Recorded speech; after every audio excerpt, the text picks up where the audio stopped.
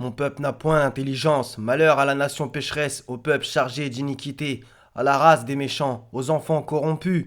Ils ont abandonné l'Éternel. Quel châtiment nouveau vous infligez quand vous multipliez vos révoltes? La tête entière est malade et tout le cœur est souffrant.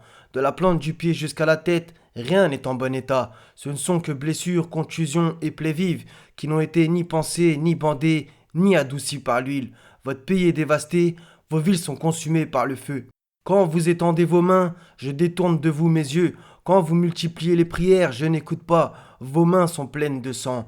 Lavez-vous, purifiez-vous. Ôtez de devant mes yeux la méchanceté de vos actions. Cessez de faire le mal. Apprenez à faire le bien.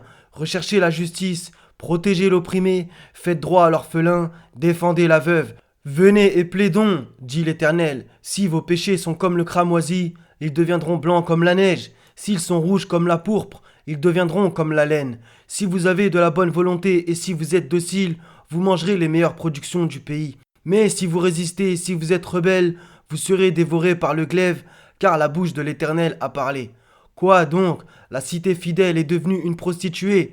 Elle était remplie d'équité, la justice y habitait, et maintenant il y a des assassins. Ton argent s'est changé en scorie, ton vin a été coupé d'eau, tes chefs sont rebelles et complices des voleurs. Tous aiment les présents et courent après les récompenses. Ils ne font pas droit à l'orphelin, et la cause de la veuve ne vient pas jusqu'à eux.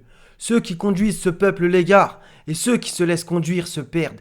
Si un aveugle conduit un aveugle, ils tomberont tous les deux dans un trou. Malheur à toi, pays dont le roi est un enfant, et dont les princes mangent dès le matin. En vérité, quand les rois entrent dans une cité, ils la corrompent, et font de ces honorables citoyens des humiliés. Et c'est ainsi qu'ils agissent. Tout arbre qui ne porte pas de bons fruits sera coupé et jeté au feu. Les gens des cités sont-ils sûrs que notre châtiment rigoureux ne les atteindra pas la nuit, pendant qu'ils sont endormis? Les gens des cités sont-ils sûrs que notre châtiment rigoureux ne les atteindra pas le jour, pendant qu'ils s'amusent? Si seulement il y avait, à part le peuple de Jonas, une cité qui ait cru et à qui sa croyance eût ensuite profité. Lorsqu'ils eurent cru, nous leur enlevâmes le châtiment d'ignominie dans la vie présente et leur donnâmes jouissance pour un certain temps. Elle est tombée, Babylone la grande, elle est devenue une habitation de démons. Ce qui arriva du temps de Noé arrivera de même au jour du Fils de l'homme. Les hommes mangeaient, buvaient, se mariaient et mariaient leurs enfants, jusqu'au jour où Noé entra dans l'arche. Le déluge vint et les fit tous périr.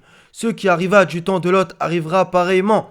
Les hommes mangeaient, buvaient, achetaient, vendaient, plantaient et bâtissaient. Mais le jour où Lot sortit de Sodome, une pluie de feu et de soufre tomba du ciel et les fit tous périr. Il en sera de même le jour où le Fils de l'homme paraîtra. Seigneur, ne laisse sur la terre aucun infidèle. Si tu les laisses, ils égareront tes serviteurs et n'engendreront que des pécheurs infidèles. Allah guide vers lui celui qui se repent.